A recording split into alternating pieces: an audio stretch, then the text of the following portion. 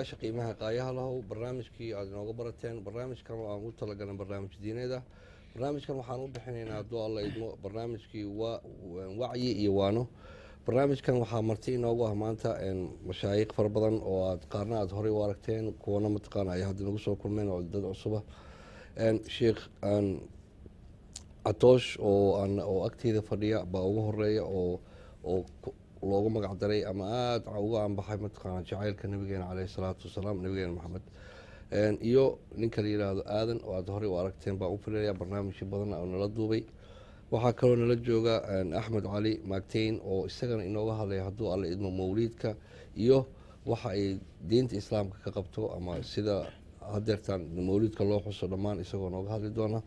aadan wuxuu isaga inoo qaada daagi doona hadduu alla idmo taariikhdii guud wahaabiyada ama wahaabiya dadka la yiraahdo sidaa la socono shacabka soomaaliyeed ama dowladda soomaaliyeed way burburtay 1990kii sidaan la socono dagaalla sokeeye iyo dhibaatooyinkii waxay dhaleen in maanta ay islaamiga haystaan dalkii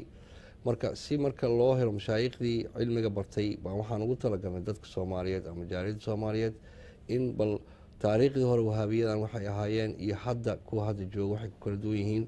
waxaa aada iyo aada inoo u mahadsan aadan cali oo hadda taariikhda inoo bilaabi doono marka hore saddexdiinaba kusoo dhawaada Saman TV walaalayaal aan ugu horeyno mawliidka ma ugu hormarinaa mise aadan hadday yaa fudud okay waxaan ku hormaraynaa axmed cali maagteyn oo inoo soo sharxa ama inoo sheega mawliidkeena caleyhi salaatu wasalaam mawliidku waad la socotaan daawadayaal khilaafkiisa aada iyo aada u batay dadna waxay leeyihiin lama xusi karo dadna waxay leeyihiin waa la xusi karaa dadna waxayba leeyihiin ba laguma wasalin kara nabiga marka waxaa xusid mudan maanta inuu axmed inoo qaadaa dhigi doono bal mawliidkii wax way axmed kusoo dhawo Saman TV بارك الله فيك aad ma santaa walaalkay بسم الله الرحمن الرحيم الحمد لله رب العالمين وأشهد أن لا إله إلا الله وحده لا شريك له وأشهد أن محمدا عبده ورسوله وصفيه وحبيبه وخيرته من خلقه بلغ الرسالة وأدى الأمانة ونصح الأمة وكشف الغمة وجاهد في الله حق جهاده حتى أتاه اليقين اللهم صل على سيدنا محمد طب القلوب ودواؤها وعافية الأبدان وشفاؤها ونور الأبصار وضياؤها وعلى آله وصحبه وسلم أما بعد أولا جميعا dadka dhegeysanaya oo walaalaha muslimiinta ah khaasatan shacabka Soomaaliyeed waxaan idinku salaamayaa salaamta Ilaahay uu islaamka u jideeyay oo ah assalaamu alaykum wa rahmatullahi wa barakatuh aft macnaha bacda ilaahay xamdaladiisa ka bacdi subhanahu wa ta'ala waxaan mahad gaara u soo jeedinaynaa miidiyaha bahda miidiyaha khaasatan Sama TV oo nagu casumay barnaamijkan aadka u qiimaha badan maadaama ay tahay bishii uu dhashay nabigeena salawaatu rabbi wa salaamuhu calayh waxaan anigu mawduucayga aan insha allahu abaari doonaa maadaama la yidhi kullu maqaamin lahu maqaal macnaha maqaam walba oraahdiisuu leeyahay maadaama hawsha ay saas tahay waxaan ka hadli doonaa nebiga mawluudkiisa ama dhalashadiisa salawaatu rabbi wa salaamuhu calayh ama xaflad nebiga loo sameeyo sala allahu calayhi wasalam arrinka noocana adilo fara badan uma baahna meeshan waxay maanta saaran kutubtii islaamka wey waa kutub aad u fara badan oo aad ku arki doontaan wacyigelintooda iyo khayrkooda iyo wanaagooda oo lagaga hadlayo nebiga dhalashadiisa salawaatu rabbi wa salaamuhu calayh waxaa ka mid a kitaabka albidaaya wاnnihaaya oo 2 mujalada waxaa ka mid a kitaabka alxaawi lilfataawi oo aad garanaysiin waxaa ka mid a kitaabka dalaa'il الnubuwa waxaa ka mid a lataa'ifu اlmacaarif waxaa ka mid a safwat lisafwa waxaa ka mid a almawaahib اludwaniya waxaa ka mid a altaarikh اlawsط waxaa ka mid a siyari aclaami الnubala waxaa ka mid a iyo kitaab kaleoo nebiga dhalashadiisa ka sheekeynaya salawaatu rabbi wa salaamuhu calayh macnaha nebigeenna inaan ku faraxno dhalashadiisa salawaatu rabbi wa salaamuhu calayh sariixan waxaa ku dhawaaqay qur'aanka kariimka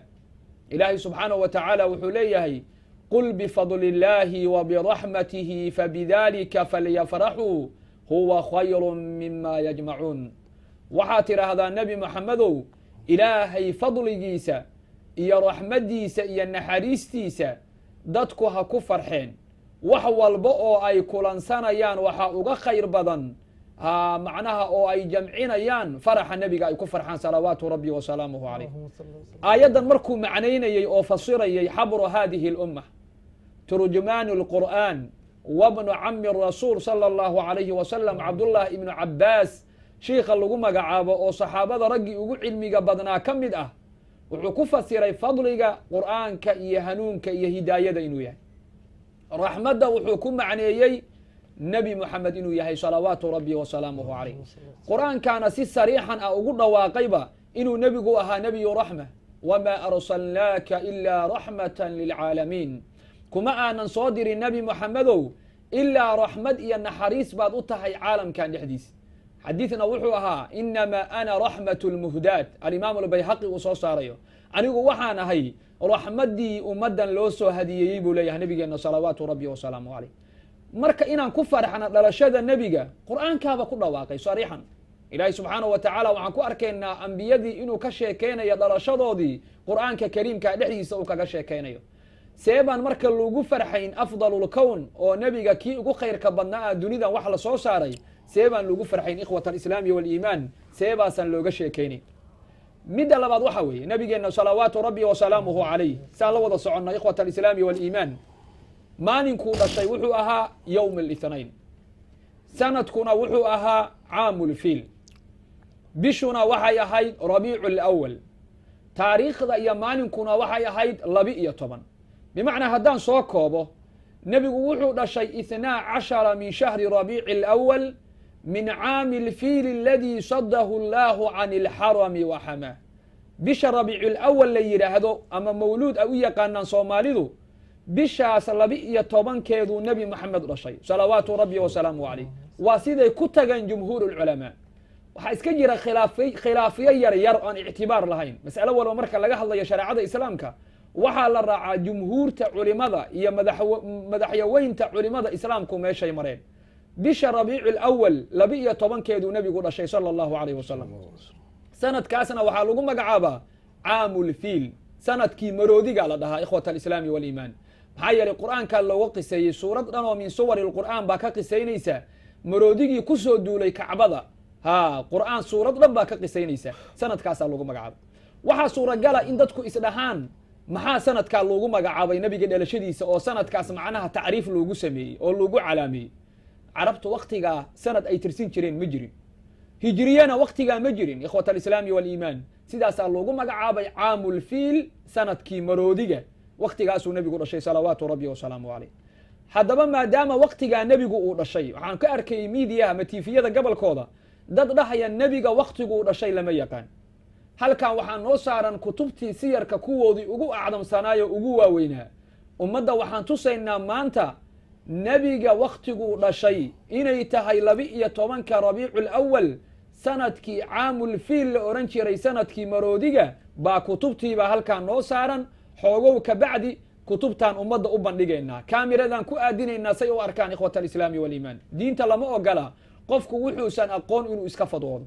diintu waxay u baahan tahay knowledge iyo aqoon bay u baahan tahay diintu ma ahan googlaha ama internetka waxa laga barto diintu waxaa loo hor fariistaa min afwaahi اlculamaa culimada afkooda diinta islaamka laga qaataa ikhwat alislaami waaliimaan marka maalinkaa nebigu uu dhashay waa sooma sida ku sugan xadiidka alimaamu muslim uu soo saarayo abi qataada saxaabiga la yidhaahdana uu warinayo waa xadiis saxiixa xadiidkani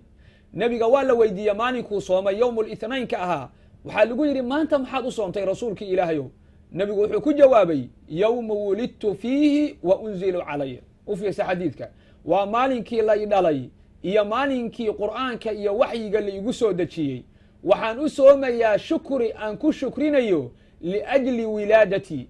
iijaadka ilaahay macnaha uu i abuuray shukrin aan ku shukrinayaan u soomayaa buu yidhi nabigeenna salawaatu rabbi wasalaamu calayh xadiidka macnihiisa tan laga qaadanayo culimada muslimiintuna ay ku fasireen taa weeye ikhwat alislaami waaliimaan daliil kale horta maba u baahnaba nebigu asagaa weyneeyey maalinkuu dhashay muxuu ku weyneeyey soom sunne ah soom sunno ah oo weliba cibaado ah buu nebigu ku weyneeyey salawaatu rabbi wasalaamuhu calayh xadiid kalaa soo asagana macnaha la soo warinaya xadiidkaasoo asaguna macnaha lafdigiisu u ahaa nebigeenna sala allahu caleyh wasalam maalinka uu madiine soo galay wuxuu la kulmay nimankii yahuudii khaybara wuxuu arkay ayagoo maalin weynaynaya oo tacdiiminaya oo aad u weynaynaya wuxuu ku yidhi waa maxay maalinkan aad weynaynaysaan fi saxiixayn buu ku sugan yahay xadiidkaas alimaamu albukhaari iyo muslim kaasaa macnaha soo warinaya walaalayaal waxay dhaheen huwa yowmun aqraqa allaahu fiihi fircawna wanajaa muusa fanaxnu nasuumuhu shukran lilah waa maalinkii ilaahay nebi muuse iyo reer bani israa'iil uu badbaadiyey ninkii fircoon ahaa ilaahnimada sheeganayeyna ilaahay uu halaagay subxaanahu wa tacala oo markii badda loo kala jeexay qur-aankaa looga qiseeyey 12 jilib bay ahaayeen markuu ka baxay muuse iyo qoomkiisii nebi muuse ay ka baxeen lagu halaagay fircoon iyo qoladiisii maadaama rabbinimo iyo ilaahnimo iyo wax walba uu sheegtay duqyaan uu ahaa nebigu muxuu ugu jawaabay dadka noocaana wuxuu yidhi naxnu axaqu bimuusa minkum annagaa idinka xaqnimo badan oo idinka xaqle nebi muuse calayhi asalaam wacalaa nabiyina afdal asalaati wasalaam marka sideeda dadka muslimiinta ah khaasatan shacabka soomaaliyeed inay fahmaan baa la rabaa aayadda qur'aanka ah iyo xadiidka nebiga waxaan ku raacaynaa say ku fasireen culimadii asalafu asaalix radia allahu canhum jamiican kaasaan ku raacaynaa qof maanta jooga aayad uu fasiray iyo xadiid uu fasiray ma la qaadan karo ikhwat alislaami waliimaan kutubta noo taalla waa dadkii salafka ahaa waxay ku fasireen diinta islaamka aayaadka iyo axaadiidta walaalayaal xadiidkan marka maxaa lagu macneeyey xadiidkan hadda aan ka hadlayno oo saxiixaynka ku sugan maxaa lagu macneeyey ikhwat alislaami waliimaan xadiidkan waxaa lagu fasiray oo lagu macneeyey oo culimadii muslimiintu ay ka qaateen inay bannaan tahay nebigeenna sala allahu calayh wasalam wax kalena in lagu shukrin karo yaa yidhi arrinka noocaasa alimaamu ibn alxajar alcasqalaani baa yidhi oo kitaabka bukhaariga ah sharxay buu arrinkan ku yidhi maxaa ka mid ahaa hadalladiisii marka hadalladiisii maxaa ka mid ahaa markaan macnaha waxaan ka soo qaadano wuxuu yidhi waqad dahara lii takhriijuha calى aslin thaabit wa huwa ma habata fi الصaxiixayn ana الnabiya salى اllahu عalayhi wasalama qadima almadina fawajada alyahuuda yasuumuuna ywma caashuura fasa'alahum faqaaluu huwa ywm aqraqa allahu fiihi fircawn wanajaa muusa fanaxnu nasuumuh shukra lilah fayustafaadu minhu ficla الshukri lilah على ما من به في يوم معين من إزداء نعمة أو دفع نقمة إلى أن قال وأي نعمة أعظم من نعمة بروز هذا النبي صلى الله عليه وسلم الإمام ابن الحجر العسقلاني وحليه إخوة الإسلام والإيمان يا كوين ومعناها دي كأعظم صن وكعجب ذنبو ليه وحن أهليا أصل نبي مولود كالله سميه حديث كان بسوق قادريا wuxuu leeyahay waxaa bannaan oo xadiidkan laga faa'iidayaa wax walboo nicmo ahoo ku soo marta iyo wax walbo oo dhib ahoo ku soo mara in sanad walba la soo celin karo oo markaad aa u samayn kadhid shukran lilah shukrin aad ilaahay ku shukr matalahaan dhibaataa kugu dhacday sanadkan sanadkiisaa la gaaray qur'aan akhris iyo owraad iyo khayr iyo wanaag baa la imaanaysaa adoo ilaahay ugu shukrinaya dhibku ilaahay kaa badbaadiyey subxaanahu wa tacaala dhalashada nebigee nebi moxamed baa dhashay sala allahu calayh wasalam waxaa laga faa'iidayaa buu leeyahay imaamku in nebiga shukrigiisa dhalashadiisu sanad walba ay soo noqnoqonayso dadka gabalkii waxay yidhaahdaan maalin baa lagu aadiyey maalinka maxaa lagu aadiyey war sheekh nebiga maalinkuu dhashay soom ku aadiyey maalinkuu dhashay nebigeenna sala allahu calayh wasalam maadaama soom uu ku aadiyey nimankii madiine fadhiyey oo yuhuudda ahaana nebigu sala allahu calayhi wasalam uu ku yidhi maalinkan aad weynaynaysaan annagaa idinka xaqnimo badan axaadiidtaas waxay caddaynayaan maalinka laftigeeda in la abaari karo nebigu uu dhashay sala allahu calayh wasalam maalinka qudheeda in la abaari karo si uu qofku ugu shukriyo ilaahay bicthada iyo abuuritaanka iyo soo diritaanka nebi moxamed uu usoo diray salawaatu rabbi wasalaamuhu calayh hadda culimada muslimiinta ka hadashay oo xufaadda ah ma soo koobi karna nebiga dhalashadiisa sala allahu calayh wasalam waxaa ka mid ah alimaamu ibn alxajar alcasqalaani waxaa ka mid ah alimaamu الnawowi waxaa ka mid a zakariya alansaari waxaa ka mid a alimaamu alhaytami waxaa ka mid a alimaamu الsuyuuطi waxaa ka mid a cizudiin ibn cabdisalaam suldaan اlculamaa waxaa ka mid a shaykhu اlislaam abu shama shaykhu alimaamu الnawowi ma ku soo koobi karno waxaa ka mid a mufasirka acdamka oo kitaabkiisii halkan uu noo yaalo alimaamu ibnu kathiir baa ka mid a dadka gabalkii waxay dhahaan mawluudka waxaa laga soo gaaray yahuud qofku lama rabo inuu iska hadlo qofku markuu hadlayo waxaa loo baahan yahay wax la taaban karo xujo ah inuu la yimaado calى ضوء الkitaabi والsunة وأqwaali culamaء السلف الصاalح radيa الlahu canهum جamيiعا kitaabka qur'aanka ah sunnada nebigeena salى الlahu عalayhi wasalam iyo dadkii salafka ahaa waxay ka yidhaahdeen taasaa loo baahan yahay qofku inuu ku hadlo laakiin anigu intaan miidiyaha iska soo fadhiista ma dhihi karo waxaa laga soo gaaray nebiga dhalashadiisa oo la weyneeyey yahuud caqliga saliimkaa inuu shaqeeyaa la rabaa marka dad badan baa iska qaadanaya waxay leeyihiin waa runoo yahuud baa laga soo gaaray ficilka noocaasa qofku markuu ku kacayo ma oga mawluud macnihiisu waa dhalasho nebigu waktiguu dhashay miyaa yahuud laga soo gaaray nebigu waktiguu dhashoo la weyneeyo oo la tacdiimiyo oo xaflada loo sameeyo miyaa yahuud laga soo gaara waa lagu gaaloobaya bal iskaba dhaaf in laga soo gaaree waxa weeye ikhwat alislaami waaliimaan yahuuddu nebiga ma aysan jeclayn sida siirada iyo wanaagga iyo khayrkan ugu sugan waxayna isku dayeen nebiga intaa inay ka jaraan oo ay dilaan nebigeenna salawaatu rabbi wasalaamuhu calayh marka lama odhan karo shaygan yahuud baa laga soo gaara haddaa dhahdid yahuud baa laga soo gaara mawluudku wuxuu ka sheekaynayaa siiradii nebigeenna salawaatu rabbi wasalaamuhu calayh kitaabka barzanjiga la yidhaahdo marka saa loo soo qaado iyo mawaaliidda la akriyo dhan marka saa loo soo qaado kulluhum wuxuu ka sheekaynayaa siiradii nebiga nebigu si u dhashay siduu ku soo barbaaray siduu nebigu macnaha dee jihaadkii uu u galay dadkii ugu horreeyo dadka macnaha islaamka islaamay xagga ragga iyo xagga dumarka iyo xagga sibyaanta sifaadkii nebigeenna saasuu ka sheekaynaya haddaa soo qaado kitaabka mawluudka la yidhaahdo iyo kitaabka raxiiqulmaktuum iyo muxamedun rasuulullah la yidhaahdo oo siyarka nebiga ka mida kulluhum waa isku mid waxay islaamaan mala ikhwat alislaami waliimaan matal ahaan haddaan wax yar bidhaamino mawluudku ama barsanjigu wuxuu ka sheekaynayaa dadkii u horreeyo nebiga oo islaamka qaatay iyo tawxiidki wuxuu leeya wa awalu man aamana bihi min alrijaal abu bakrin saaxibu alqaari wasidiiqiya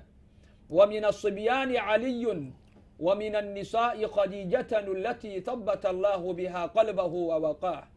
wa min alariqaa'i bilaalu aladii cadabahu fi llahi alumaya وأولاه مولاه أبو بكر من العتق ما أولاه ساسو لي أخوة الإسلام والإيمان dadك waxaa ugu horeeya dadkii islaamay وأول من آمن به من الرجال أبو بكر xagga ragga أبو بكر baa ugu horeeyey أبو بكر من الرجال xagga dumarkana waxaa ugu horeysay khadiija xagga sibyaanta iyo caruurtana waxaa ugu horeeyey sayid cali xagga macnaha mawlaha ama dadka la xoreeyana waxaa ugu horeeyey ومن الموالي زيد بن حارثة كاسا وقوري مركا كبعدي با صلى الله وسلم عليه لليه مصيرة النوع عسى لغا سو غار يهود إخوة الإسلام والإيمان مي كلا حالينا حي هاتوا برهانكم دادك الرهية سيرة سا لغا سو غار يهود وركينا او نو كينا كتبتي إسلام كواكوان كاميرا واكو آدين دونا البداية والنهاية الحاوي للفتاوي دلائل النبوة صفوة الصفوة سير أعلام النبلاء iyo kutubta la midkaa intay saaran yihiin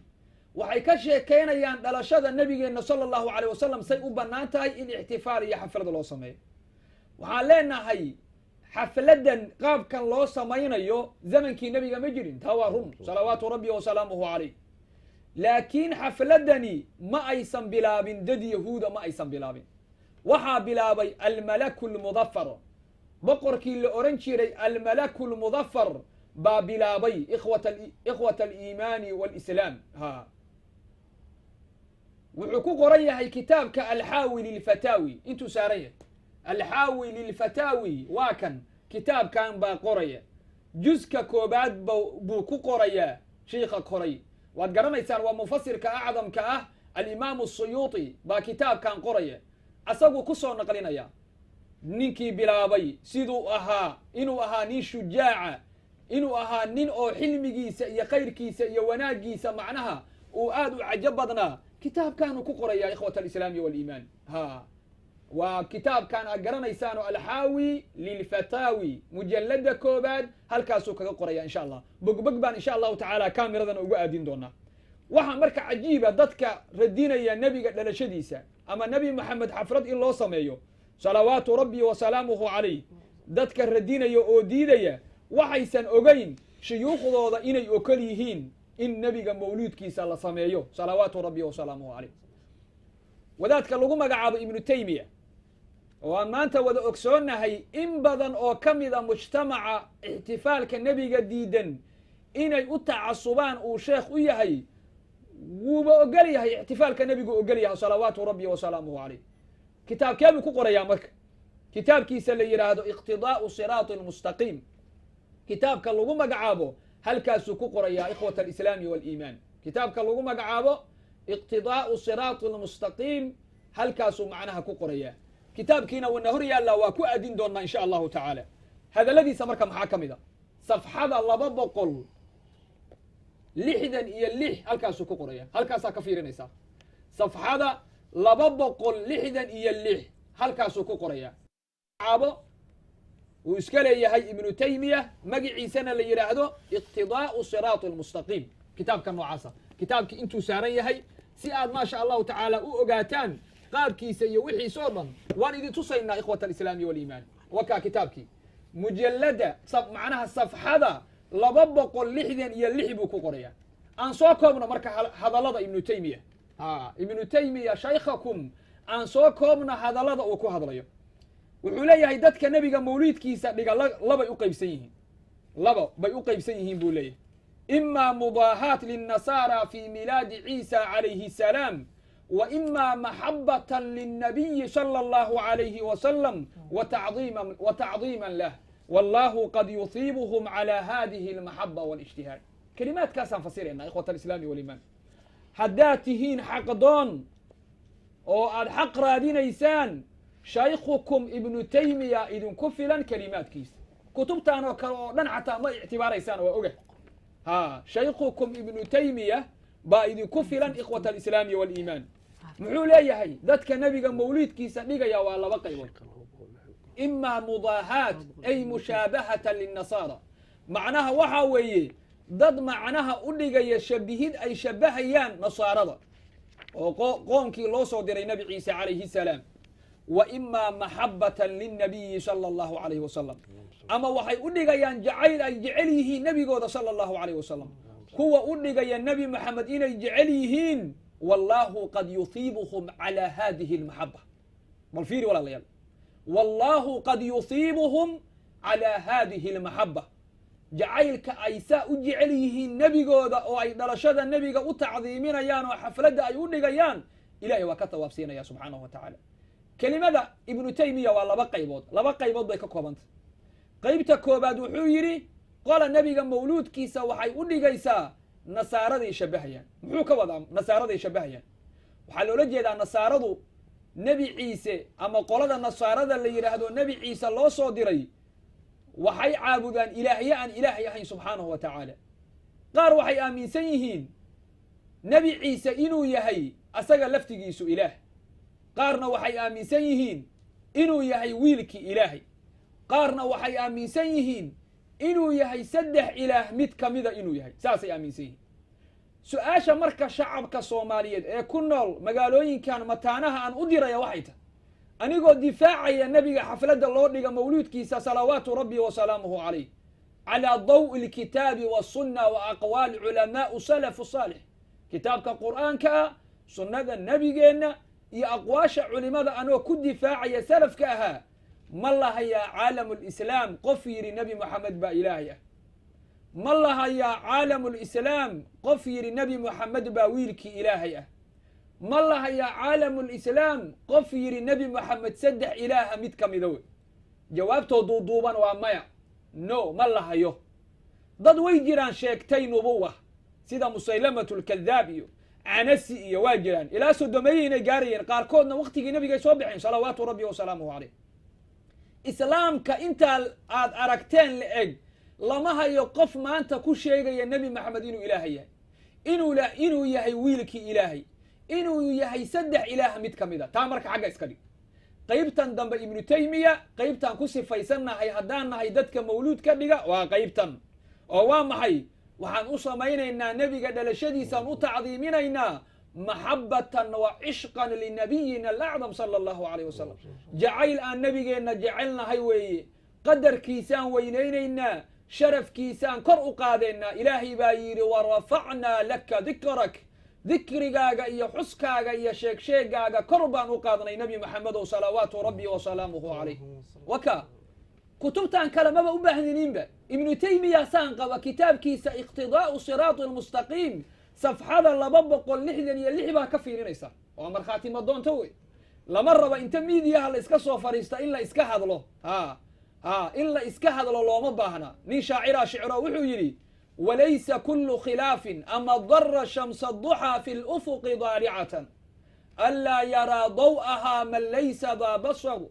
walaysa kullu khilaafin jaa'a muctabaran ila alkhilaafu aladii lahu xadun min annadari wuxuu yidhi qoraxdoo barqadii halkaa taalla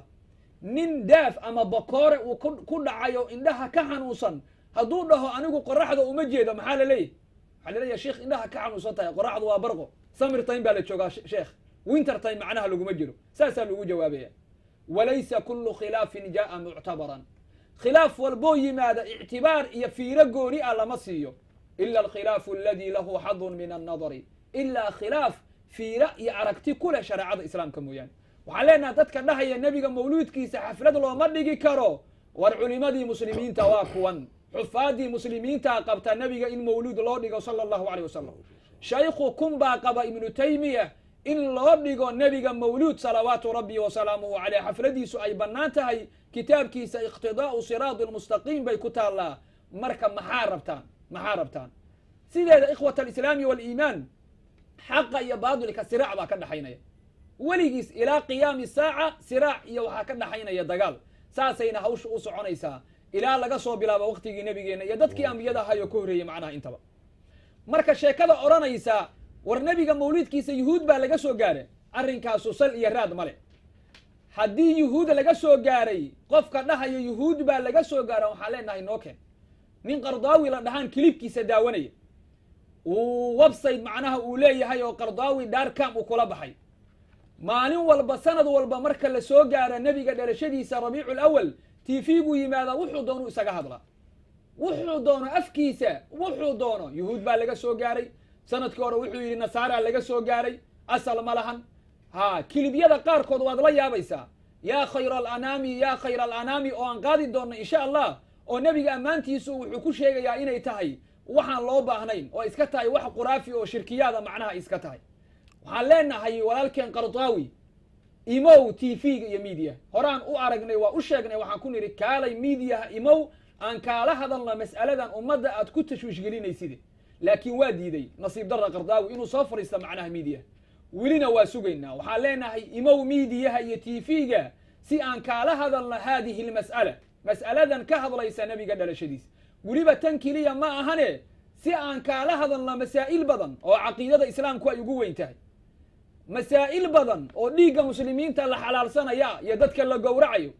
masaa'il badan oo macnaha dee diintii islaamka lagu tagrifalaya diintu waa hal mid wa ina haadihi ummatukum ummatan waaxidatan wa ana rabbukum facbuduun buu ilahay leeyaha subxaana wa tacaala war macnaha diintan waa hal mid oo keli ah aniguna rabbigiin baan ahaya iyo caabuda sidaasuu leeyahay ilaahay subxaana wa tacaala walaalayaal marka walaalkeen waxaan leenahay diintu waa hal mid ha gaban hana baqine miidiyaha saa marka horeba aad ugu dhiiratid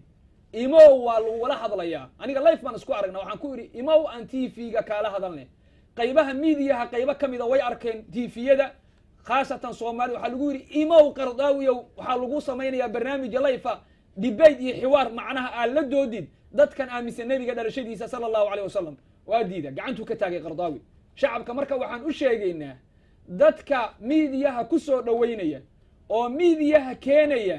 oo u fududaynaya inuu ku jawrfalo nebi maxamed dhalashadiisa sala allahu caleyh wasalam ayaga laftigoodu dembiga inay kula jiraan baan anagu caddaynaynaa oo dadka mujtamaca u sheegaynaa ikhwat alislaami waliimaan taas waa midda kale yuhuud baa laga soo gaaray xagga naga dhig nebiga ammaantiisa salawaatu rabbi wasalaamuhu calayh horta nebiga ma la ammaani jiray waktigii nebigeenna sala allahu caleyh wasalam nebi maxamed ma la ammaani jiray horta hore nacam haa nebiga waa la ammaani jiray nebiga ilaahay baa ammaanay subxaanahu wa tacaala nebiga waxaa ammaanay naftiisuu is ammaanay dadkii wa wanaagsanaa oo asxaabu rasuulillaahi ahna nebigay ammaani jireen salawaatu rabbi wasalaamuhu calayh nebiga ilaahay baa ammaano ilaahay subxaanahu wa tacaala wuxuu leeyahay wa innaka la calaa khuluqin cadiim dabeecad weyn baa dusheeda saaran tahay nebi maxamedow maa cadama almawlaa fa huwa cadiim nebigu asagaa naftiisa is ammaano wuxuu yidhi ana sayidu waladi aadama walaa faqra aadamu waman siwaahu taxta liwaa'ii yowma alqiyaama وأول من ينشق عنه الأرض وأول شافع وأول مشفع أو كما قال المصطفى صلى الله عليه وسلم anigu waxaan ahay reer bani aadan oo dhan sayidkooda iyo boqorkooda arkaya meelaha iyadoo lala taagan yahay nebiga sayid looma oran karo asagaaba yidhiba nebigu sayid baan ahay sala allahu alayh wasalam aadan iyo waxa ka soo harayba aniga calankayga hoostiisay soo gelayaan buu leeyahay nebigeenna sala allahu alayh wasalam anigu waxaan ahay midkan ugu horeeya oo shafeecayo erge geenaya anigu waxaan ahay midkan ugu horeeya oo shafeecadiisa la aqbalayo saasaan ahay buu leeyahay nebigeenna salawaatu rabbi wasalaamu calayh naftiisu ammaanay nebigu naftiisu ammaan dadkii wa wanaagsanaa oo asxaabu rasuulillaahi ay hogaaminayeenna nebigay ammaaneen kamaa habata fi lbukhaari wa muslim wa tirmidi wa abu daawuud kutubta waaweyn oo islaamkaa ku sugan bukhaari iyo muslim baa qoraya in nebiga ammaantiisu bannaan tahay ikhwata alislaami waliimaan bal gaballo ka mid a ama nuqdooyin ka mid a aan ishaaro insha allah nuqdada aan ishaarayna awalan waxaa ka mid a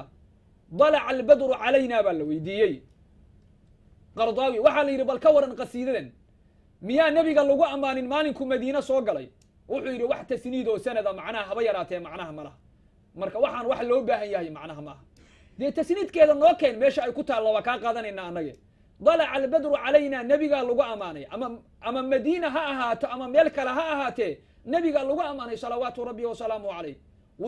waxayna caddaynaysaa ammaanta nebigu inay bannaan tahay sala allahu alayh wasalam dalaca albadru calayna min haniyaati alwadaaci wajaba ashukru calayna ma dacaa lilahi daacin ayuha almabcuuthu fiina ji'ta bilamri mudaacin ji'ta sharafta madiina marxaban ya khayra daacin nebiga waxaa lagu shabahay beder dayax baa lagu shabahay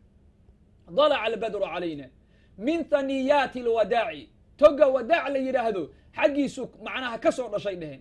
ayuha almabcuuthu fiina ji'ta bilamri mudaacin keenna nala ka soo dhex bixiyayow waxaa la timid amar lagugu adeecay ji'ta sharafta madiina waxaad ka kor noqotay magaalada madiina marxaban yaa khayra daacin soo dhowow bay ku dhaheen nebi maxamedow qaar calamay siteen caleen qoyan bay siteen waddooyinka geesihiisay taagnaayeen cishqan wa maxabatan bay u qabeen nebi maxamed salawaatu rabbi wasalaamu calayh tan haddii xataa aad durtid oo aad dhahdi tan sanad ma laha dee ammaanta rasuulka meelo fara badan bay ku soo aroortay cabdullahi ibnu rawax nebigu ammaanay markii salawaatu rabbi wasalaamuhu calayhi nebigu fii qaswi fatxi maka markuu maka furanayey nebigu ammaanay abyaaduu ku ammaanay maxaa ka mid ahaa khalluu bani lkufaari can sabiilihi alyawma nadribkum calaa tanziilihi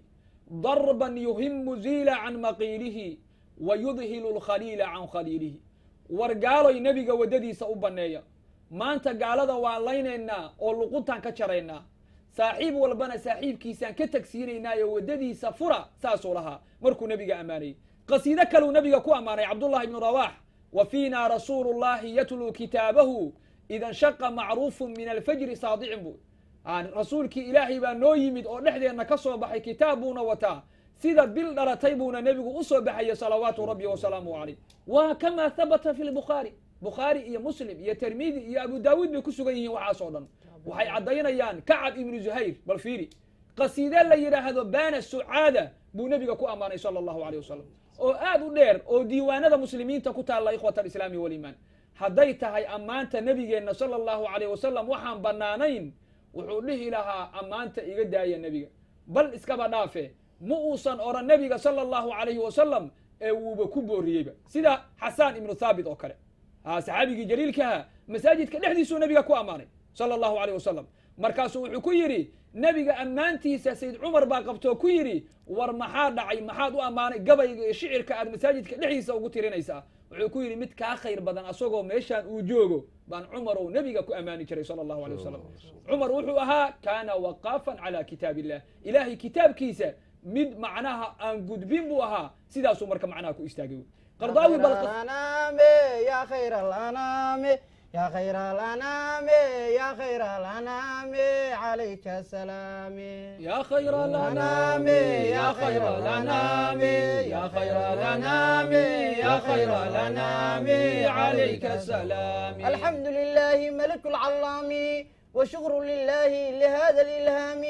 أن من علينا بمدح الإسلام سيد الأنام داوس الكرام لولاه لدنا فيته ظلامي عليك السلام يا خير الأنام يا خير الأنام يا خير الأنام يا خير الأنام عليك السلام الحمد لله ملك العلام وشكر لله لهذا الإلهام أن من علينا بمدح الإسلام سيد الأنام داوس الكرام لولاه لدنا فيته ظلامي عليك السلام يا خير الأنام يا خير الأنام يا خير الأنام يا خير الأنام عليك السلام يا رسول الله يا سكي النصبي يا حبيب الله يا خير العربي ذكركم قوتي كنزي ومطلبي قد ضاقت حيلتي يا نبي يا نبي عني منائي وحسن الختام عليك السلام يا خير الأنام يا خير الأنام يا خير الأنام يا خير الأنام عليك السلام سبحان من أسرى ليلا بعبده من مكة الأسنى إلى مقدسه على مصن البراق مع أدناده فصلى هناك إماما لرسله وكان إماما لكل إمام عليك السلام يا خير الأنام يا خير الأنام يا خير الأنام يا خير الأنام عليك السلام أوجب عليه وعلى أمته 50 صلاة عند لقضابه فرضت ل5 بمشيئته ولها من الأجر مثل 50 ما شاء المولى لطفا بالأنام عليك السلام يا خير الأنام يا خير الأنام يا خير الأنام يا خير الأنام عليك السلام ضيعت عمري قد شابت لمتي لم تدع نفسي عن تيه غفلتي ففي جموحها قد أوجد موجتي ناديت في سري وجهري سادتي أدرك ملؤوفا حليفا سقامي عليك السلام يا خير الأنام يا خير الأنام يا خير الأنام يا خير الأنام عليك السلام صلاتك الأوفى دائم الأزمان على هذا الورى معدن العرفان والآل والسحب بدور الأقوان ما قنت الحور في دار الجنان أو قال مشتاق يا خير الأنام عليك السلام يا خير الأنام يا خير الأنام يا خير الأنام يا خير الأنام عليك السلام يا خير الأنام عليك السلام يا خير الأنام عليك السلام اللهم صل وسلم وبارك عليه صلى الله macnaha qasiidadana waxaan u soo qaadanay kiliibkii la soo qaaday oo laga soo duubay soomaaliya kiliibkaasoo ahaa kiliibka qasiidadan lagu qaadayo baa waxaa la tusay qardaawi oo lagu yidhi bal abyaadan ka waran yaa khayra alanaami yaa khayra alanaami yaa khayra alanaami yaa khayra alanaami calayka asalaami alxamdu lilaahi ملك العلام وشكرا لله لهذا الإلهام أمن علينا بمدحه ساني سيد الأنام طاووس الكرام لولاه لدمنا في تيه الظلام عليك السلام معناه وحان كجتشي إذا قيبتها أضم بيسا لولاه لدمنا في تيه الظلام وحكوفة سري قرداوي وحو يري بيت كان وحلو لجيذا نبي محمد أو أدون كان أذيقا لقوا أبور أما بيت كان قل لي سبا وشرك إيا كفر إيا قال لما معناها وي horta marka u horeysa beydka macnihiisa ma fahansanaan leenahay qardaawi meeshaasna waxaa kaaga caad luqada carabiga fusaxadeeda ama aalada ama naxwaha ama balaaqada ama curuudka inuusan waxba uusan ka fahansanayn oo waxba uusan ka aqoon waxaa la yidhi islaam baa ninkeedii waxay ku tiri islaam baa duqeedii waxay ku tiri baa la yidhi warniyahu adiga oo naxwaha taqaanay ficil iyo faacil iyo mafcuul kee tah markaasay islaantii ninkii wuxuu ku yidhi islaantii warheedhe anigu islaantii waxay tiri ninkii wuxuu yidhi islaantiibaa waxay tiri aniguna waxaan ahay ninkiibaa wuxuu yidhi cafwan aniguna waxaan ahay mafcuul adigana waxaa tahay faacil islaantii buu leeyahay faacil baa ta faacil waa qofka wax falaya mafcuulna waa qofka wax lagu falayo waxaan leenahay qardaawi sidaasuu ummi uga yahay diinta islaamka maxaa yeelay beydkan macnaha uu ku fasirayo iyo macnaha laga dhadhansanayo isma laha lowlaahu ladumnaa fii tiihi dhalaami calayka salaami beydka waxaa loola jeedaa lowlaa an nebi moxamed sala allahu alayh wasalam naloo soo bixin lahayn dunidan waxay ku jiri lahayd mugdiyaal daliil kale uma baahna liyukhrijakum min adulumaati ila annuur nebigu mugdiyaalkuu naga saaray dulumaadka iyo macnaha dee mugdiyaalkuu nebigu naga saaray nuurkuuna noo saaray sala allahu alayh wasalam iimaanka iyo islaamka walaalayaal marka arrinkan waxaan kaga faa'iidaysanaynaa oo aan uga cudur daaraynaa dadkii kilibkan soo duubay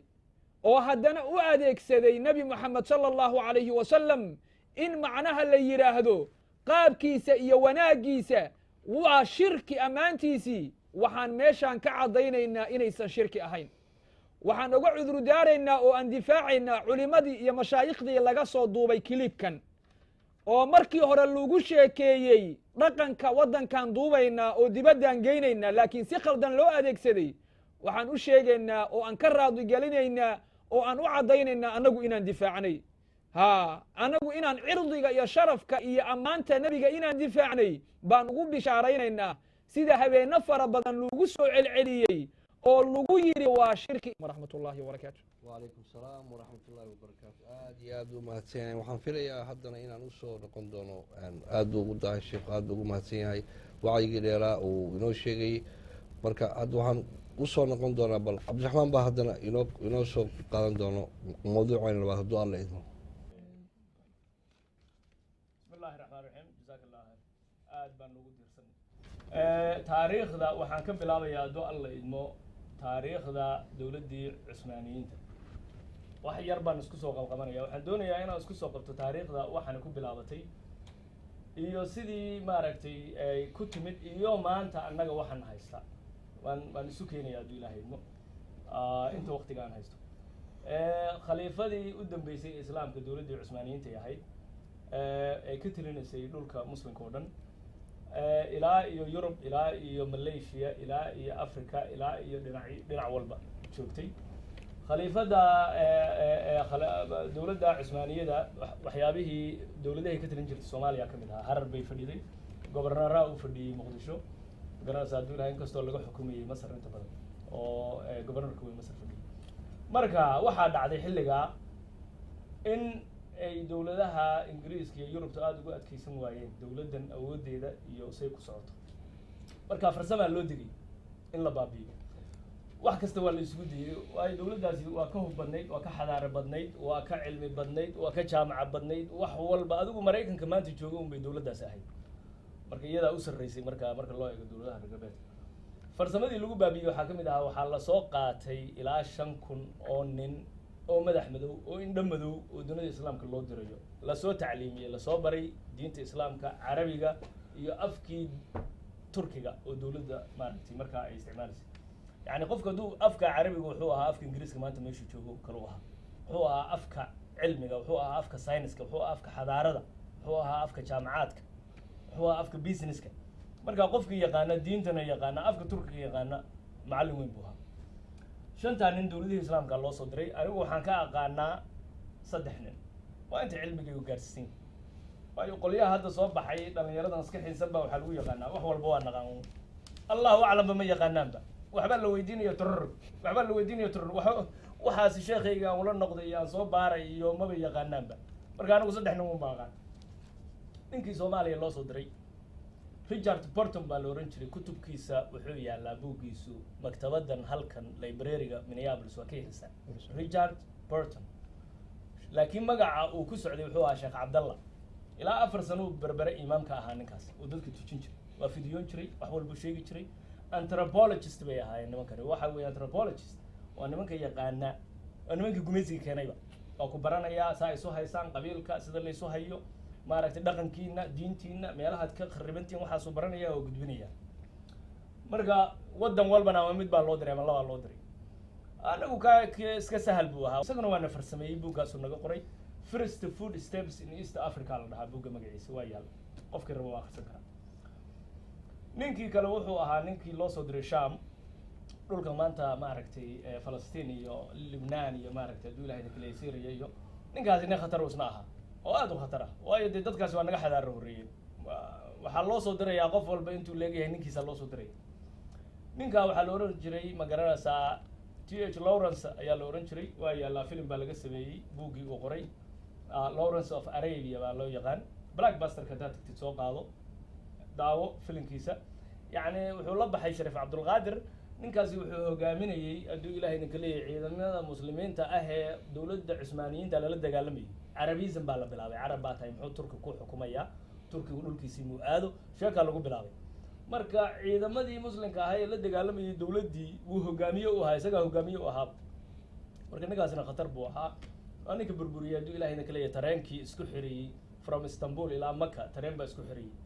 maalintaasaa muslimka uguna horreysay uguna dambeysay tareen ay yeeshaan يعني tareenkaasi xujaydu dad gureynayay ciidamadu keenayay saadku keenayay marka doo alle inoo clip baan ka soo qaadnay maaragtay filimkiisii waana la daawan doontaan doo alle inoo clipkaas daawanaysan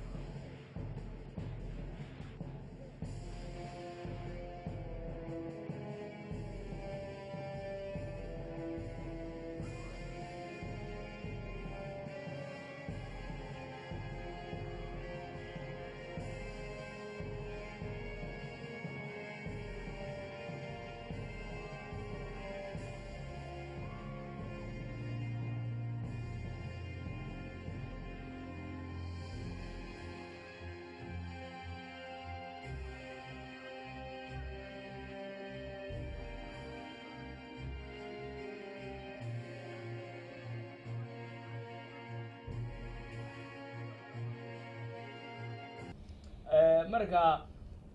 ninkaasi tareenadaas uu burburinayay dadkana waa ku shaqeynayay waana u fadweynayay wax walbana waa u sheegayay ka waxa ka khatarsanaa labadaasi bilaash bay ahaayeen anigu intaan aqaano ka ugu khatarsan wuxuu ahaa kii Sacuudiga loo soo diray maanta dawladda loo yaqaano Sacuudiga laakiin waagi hore Xijaas baa la oran jiray Sacuudi lama oran jiray Sacuudiga nin magaciisa weey meesha intuu qabsaday oo dhaxlay oo soo raba ka sameeyay magaciisa u baxsaday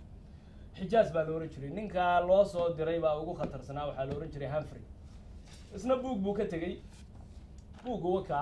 waxa la yiraahdaa ma garanaysaa hadduu ilaahay idinka leeyahay Memoir of Master Humphrey baa la dhahaa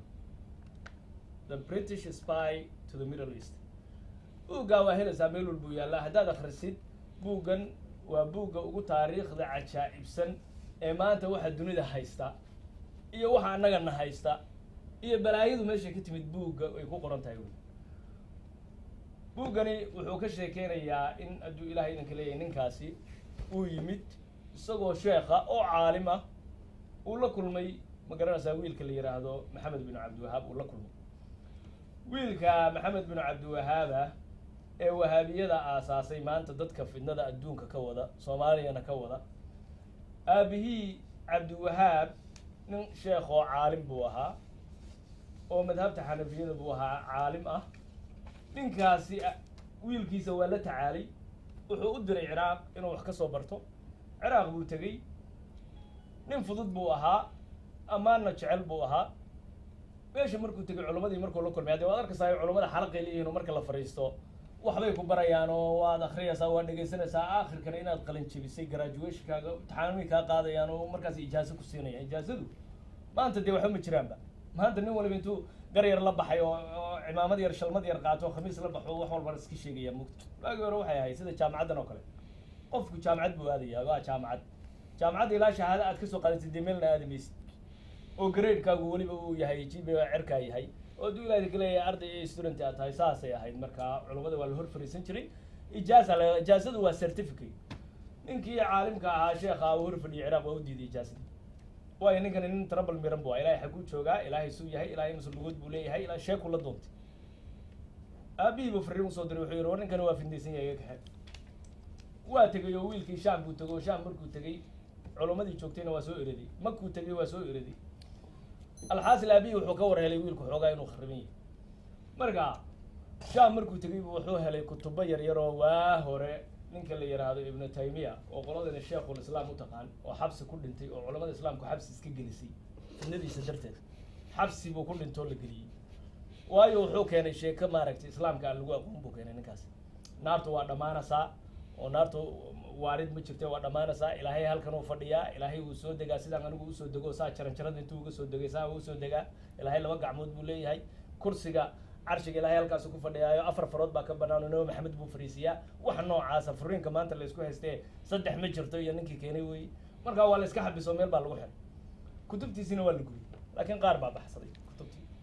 arday buu lahaa isaga daacad oo la yiraahdo ibn qayyim ardaygaas ururiyay kutubtii qaar ka dhiman cabdiwahaab kutubtii soo akhristay wuxuu soo noqday maxamed bin cabdiwahaab isagoo bedelan sida maanta wad arkaysaa carruurtayda inta wax loo akhriyo markay tagaan mise waa cararayaanba aabihooydii waa ka cararaya maantayna haysataa annaga waxaan qofkii loo akhriyaa waa waalanaya waa yimid aabihii buu wuxuu yidhi aabe adigu waxaad akhrinaysaana waa shirki waana bidco wax allaaliya waxaad haysataana waa khuraafaad aabihii ninkaa waa ka digay kutubkaa halkaa ku qoran ee la yidhaahdo maaragtay wadaadkaasi imaam alcallaama sheekh maxamed ibnu cabdullaahi ibnu xumayn alxambali waa maaragtay hadduu ilahay idinka leeyahay ciddii rabto waad tusanaa isagoo ingiriis iyo isagoo ingiriis iyo isagoo carabiya buu wuxuu yidhi alla dadow wiilkaygan maxaa ibtila ka soo socota buu yidhi dadow war wiilkan iska eleeya fa kaana yaquulu linnaas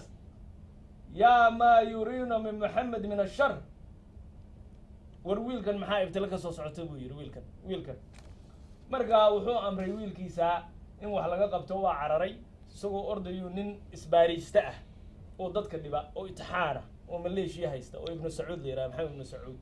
oo saxaraha dhigta isbaaro wuu u galay markuu u galay ayaa allahu mustacaan wuu soo dhaweeyey wuxuu yidhi war maxaad ahayd adigu war wuxuu yidhi niyahow anigu caalim mufti baan ahay dadkana waxaan ugu yeeray 3 tawxiid توحيد الألوهية وتوحيد الربوبية وتوحيد أسماء وصفات بنقول يا ري يجون وحيلين وروح المتران لا إله إلا الله محمد رسول الله باجرت مركوا اللي سوري وروال كم بيرني يو أنا أقول كان كتل يا بقرة وروح يرني سودين دن معها ها ورفافي أنا حكوة فضو سينيا والله أعرابيين تزوما ركتها نوماد كها كل وقالوا وبدع سنم بيعبدان قبوري عبدان أو يشود بزيارتان صدح التوحيد ما يقانا موحد معها فضو قراء ابن سعود وعرنا دتكي بصوبا بيا واسوقني ميستان قبلوه دنا واكينا قبل دي سنه waa ku darsaday sheekha marka waxay noqdeen allies dad isla qaraabtay noqdeen ninkana wax buu soo baabiinaya xirna waa u keenaya khasaba oo uu soo fariisinaya xirta marka loo keeno maxamed bin abd wahab calaamad waxa uu ahayd madaxu ka xiri jiray wiliga gabarba يعني الرسول كا مركا ولالكي نين عالم بوها سليمان وعيري علماء جوجتيبا يا مفتقي ما كتشوجي زي الدحلاني وروح يراه نين كان كتب بدن لقى قرول الردية وباهنا نين كري علامة الرسول كا كم وقت وشيء عليه الصلاة والسلام قيامها وحصوب بحدوره يري نجد حقه وحكسوا بحدوره ماشي النجد اللي يراهدو شيدان مدحي يفدنا فيس إسلام كا كسوا بحدوره marka ninkan waxa la yiraahdaa sheekhu najdi magaciisa calaamadoodu waa maxay rasuul allah madaxay xiran doonaan lama arag qolo khawaarija oo calaamad samaysata noocaasa tanaa ugu horreysay madaxuu xiiri jiray ilaa maalintii dambe naagi ay ku qabsatoo tiri wareedha maxaad madaxa u xiiraysaa waayo madaxani waa timihii gaalnimada buu yidhi waa jaahilnimada timaheedii gaalnimada hala xiiro waxay tiri yaa sheekh haddaad naagaha quruxdoodii wey iyo bilicdoodii iyo timaha aad ka xiirtay maad raggana garka ka xiirtay ila iyaguba waa timihii gaalnimade waa istaagay stark wuxuu ku hadlu garan way marka calaamadahooda u horreeyey uu ku bilaabay waxay ahayd dacwadiisa in horta bal gabar la dilo oo dhagax lagu dilo gabar baa dhagax lagu dilay waa sinaysataa la yidhi in qabuuraha la jejebiyo qabrigii wuxuu ka bilaabay ma garanaysaa wuxuu ka bilaabay jayd binu khadaab cumar binu khadaab walaalkii buu ka bilaabay qabrigii isagaa garweynta ku bilaabay oo jafay waa saxaabi weyn cumar binu khadaab walaalkii waa la caabudaa buu yihi qabrigii buu ku bilaabay waa la dudumiyey muslimkii oo dhan baa yaabay dhagax baa lagu dilay qabrigii baa la dumiyey u horreeyey yacni waa show off dadkaa la tusayaa anigu waxaan ahay dee warkiisaa meel fog gaaraya marka qabrigaa markii sidaa loo dudumiyey baa waxaa la bilaabay ummadda la xasuuqa haddaba waa nafsi shay maxaana haysta maanta shabaab markii horeysa gabar baa dhagax lagu dilay markii labaad qabuurihii baa la dumiyey markii dambe ummaddii o dhan baa la dhahay gaalo wey alxaasil nimankaasi dowladdii ingiriiska kusoo gaadhay waa la xoojiyey waa soo gabagabaynayaa waqti ma haysano dowladdii boqortooyadaas bay caawisay batroolkii baa la helay waa xoogeysatay markaasaa waxaa la bilaabay qabuurihii islaamka o dhan in la baabiyaa la bilaabay waad arkaysaan qabuurihii islaamka waa kuwa qabuurihii baqiic baa laga bilaabay maka qabuurihii mawla baa laga bilaabay saasay ahaan jireen markii hore markii dambe saasaa laga dhigay waad arkaysaa labada dhinac waa la caabudayaa baa la yidhi waa in la dudumiyo waa la caabudayaa allahu mustacaan marka kuwii baqiic waa kan markii hore baqiic saasay ahayd waa dhisnayd markay dhisnayd markii dambe waa kaa saasaa loo baabiyey marka yacni waa qabuurihii islaamka weeye haddaad aragtaan oo aad leedihin war qabuurahan maxaa loo baabiinayaa iyo maxaa loo waxeynayaa aahaarta islaamka ilaa iyo intan oo dhan weeye waa qabuurihii asxaabta waa qabuurihii umuhaadka waa qabuurihii adduunyaanka awlaadii rasuulka qaar miinaaba lagu qarxiyey waad arkaysaa cira waa holaca ka kacay waa qabuurihii ma garanaysaa waa ceelashii waa beerihii waa waa uxud waa beder waa meel la dhaafay male marka yacnaa qabuurihii islaamka maanta maxaa qabuurihii soomaaliya sheekh huways iyo hadduu ilaah idinka leeyahay loo baabiyey haddaad tirahdaan war waxani halkan ay ka bilaabatay oo maanta haddaad tagtid sacuudiga meel allaaliya meelaad booqatid heli maysid siiradan marka la leeyahay siiradana waa bidca waa shirki war siiradan practicekeedii haddii la heli lahaa waa ficnaan lahayde siirada practicekeedii aw meel la aadan male meelaad booqatid male qabriga rasuulkaa ka haray calayhi salaatu wasalaam ilaa 6 goor 7 goor baa albani iyo ibnu baas iyo cutaymiin wuxuu yidhi qabriga rasuulka hala dudumiyo hala soo faago banaanka hala keeno